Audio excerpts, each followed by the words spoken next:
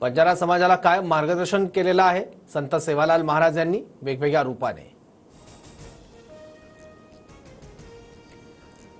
तर पोहरादेवीमधली दृश्य आपण पाहताय। 56,000 कोटींच्या विविध प्रकल्पांचं उद्घाटन जे आहे ते मोदींच्या हस्ते झालंय आणि हा नंगारा वास्तू संग्रहालय आपण या ठिकाणी पाहताय त्याचं सुद्धा उद्घाटन जे आहे ते पंतप्रधान मोदींच्या हस्ते झालेलं आहे। संजय राठोड यांनी यासाठी पुढाकार घेतलेला होता। 6 वर्षांपासून या नंगारा वास्तू संग्रहालयाचं उद्घाटन जे आहे बांधकाम जे आहे ते सुरू होतं आणि आता त्याचं उद्घाटन स्वतः पंतप्रधान नरेंद्र मोदी यांच्या हस्ते झालेलं आहे। भारताचा तिरंगा जो आहे तो या नंगारा वास्तू संग्रहालयावर फडकताना आपण पाहतोय।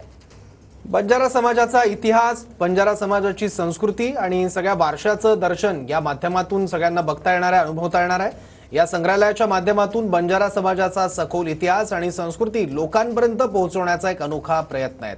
या संग्रहालयाचं स्वरूप बघितलं तर एकूण 4 मजले आहेत आणि त्यामध्ये 13 गॅलरी आहेत आणि या प्रत्येक गॅलरीमध्ये बंजारा समाजाच्या विविध पैलूंवर प्रकाश टाकण्यात आलेला आहे आणि प्रत्येक गॅलरीमध्ये विविध चित्र, देखावे आणि माहितीपटांच्या माध्यमातून बंजारा समाजाचा इतिहास आणि परंपरांचं सादरीकरण करण्यात आलेलं आहे। या वास्तू संग्रहालयाच्या बाहेर संत सेवालाल महाराज यांचा भव्य असा अश्वारूढ पुतळा देखील आहे आणि या पुतळ्यासमोर एक 100 फूट उंचीचा भव्य सेवा ध्वज सुद्धा उभारण्यात आला आहे। एक अद्भुत आणि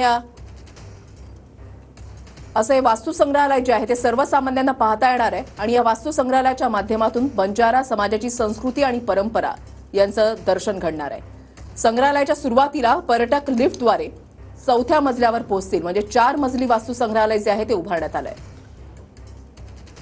आणि या म्युझियमच्या गॅलरीमध्ये बंजारा समाजातील जन्म, विवाह, मृत्यू, त्याचबरोबर वेगवेगळे उत्सव, वेगवेगळ्या परंपरा आणि व्यापाराचा त्यांच्या दैनंदिन आयुष्याशी असलेला ऐतिहासिक संबंध याची सविस्तर माहिती असणारे देखावे आणि चित्र देखील साकारण्यात आलेले आहे, ज्यातून बंजारा समाजाचा इतिहास आणि दिनचर्या यापूर्वी इतिहासात कशी राहिलेली आहे त्याची प्रचिती येईल। या संग्रहालयामध्ये एकूण 4 मजले आहेत आणि त्याच्यामध्ये 13 गॅलरी आहेत आणि 6व्या गॅलरीमध्ये जर पाहायला गेलं तर बंजारा समाजाच्या 8व्या शतकातील वैभवशाली इतिहासाचं सादरीकरण सुद्धा करण्यात आलेलं आहे। म्हणजे ज्या वेळेला या वास्तू संग्रहालयाला एखादा सामान्य माणूस भेट देईल त्यावेळेला बंजारा समाजाचं एक ऐतिहासिक महत्त्व, त्यांची परंपरा याची प्रचिती आहे ती सर्व समाजाला येईल, प्रत्येक माणसाला येईल, नागरिकांना येईल। आणि याच वास्तू संग्रहालयाचा आता आतमध्ये जो आहे तो दौरा जो आहे तो मोदींकडून केला जातोय, आढावा जो आहे तो त्यांच्याकडून घेतला जातोय। कशा पद्धतीने भवन जे आहे ते उभारण्यात आलेलं आहे तर ते या ठिकाणी मोदी पाहतायत। बंजारा समाज हा व्यापाराच्या निमित्ताने देशभरात प्रवास करणारा समाज होता।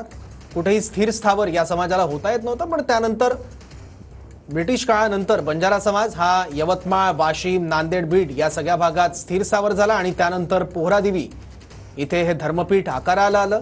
संत सेवालाल महाराज यांच्यात अत्यंत महत्त्वाची भूमिका होती, कायम त्यांचं मार्गदर्शन सुद्धा, त्यांचे आशीर्वाद बंजारा समाजाला कायम राहिलेले आहेत। त्यामुळेच एक धर्मपीठ म्हणून पोहरादेवी हे उदयाला आलं। त्यामुळे बंजारा समाजाची संस्कृती, इतिहास इथे अनुभवता यावा यासाठी या नंगारा भवनाची एक संकल्पना मांडण्यात आली होती आणि ती आता पूर्णत्वास गेली आहे। आणि स्वतः पंतप्रधान मोदींच्या हस्ते या वास्तू संग्रहालयाचं उद्घाटन जे आहे ते या ठिकाणी झालेलं आहे। या संग्रहालयामध्ये 3D थिएटरद्वारे बंजारा समाजाची माहिती ही चित्रपटाच्या माध्यमातून देखील या ठिकाणी दाखवली जाते आणि 4 मजली या वास्तू संग्रहालयाचा आता आढावा जो आहे, फेरफटका जो आहे तो पंतप्रधान नरेंद्र मोदी या ठिकाणी मारतायत। अत्याधुनिक यंत्रणांनी सुसज्ज असं हे वास्तू संग्रहालय जे आहे ते उभारण्यात आलंय।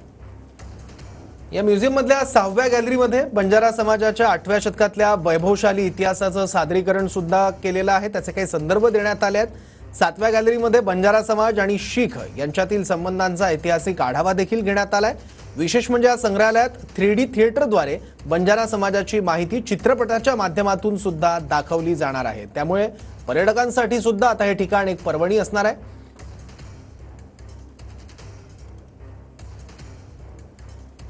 तर एकीकडे आपण पोहरादेवीमधले दृश्य आपण पाहतोय तर दुसरीकडे जे आहे ते कोल्हापूरमधले दृश्य। राहुल गांधी हे समाधी स्थळाकडे सध्या आता चाललेले आहेत आणि तीही दृश्य आपण पाहताय, एकीकडे पोहरादेवी, दुसरीकडे कोल्हापूर। बंजारा समाजातल्या वेगवेगळ्या लोककला आहेत, संगीत आहेत, राहणीमान आहे, त्याचबरोबर त्यांचा पेहरावा आहे, अशा सगळ्या समाजाच्या वेगवेगळ्या आयामांचं दर्शन या नंगारा भवनामध्ये होणार आहे। त्यामुळे एक मोठं पर्यटन केंद्र म्हणून देखील पोहरादेवी विकसित करण्याचा मानस आहे आणि त्या दृष्टीने हे सगळ्यात मोठं पाऊल निर्णय घेण्यात आला होता काही वर्षांपूर्वी. 6 वर्षांपासून या प्रयत्नात होते आणि अखेर हे नंगारा भवन आता आकारास आलंय आणि जिथे बंजारा समाजाचा सगळा इतिहास, संस्कृती हे आपल्याला अनुभवता येणार आहे.